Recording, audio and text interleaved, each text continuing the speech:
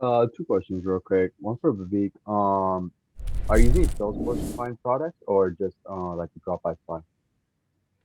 I'm just one that I'm using is Dropship Rabbit. So I just use the free ones. Mm-hmm. And the other one that I recently did was I logged in Ecom Hunt. So I check Mm-hmm. my product there. And the Mm-hmm. other one that I use is this Chrome extension named Ecom Radar. So Mm-hmm. it just shows all the ads on your Facebook. Mm-hmm. So I keep searching there and just choose the best one. And what I also checked was the engagement on Facebook posts. Mm-hmm. And normally these two products that I've been testing, they got more than 20 million view, I guess.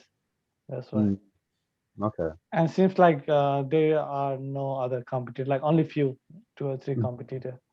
So I need to do something extra to stand out. Yeah.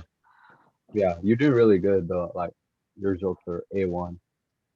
Yeah. Yeah, Thank you. Yeah. that's really good strategy, Vivek. I think going to Ecom Hunt using Ad Turbo, looking for products that already have, say, 10 million views, but there's only one video, and then jumping on that trend. Do you use the exact same video, Vivek?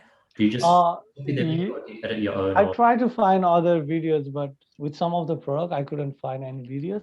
So I just copied their video. And what I noticed was like while I try to download their Facebook video, the quality gets down.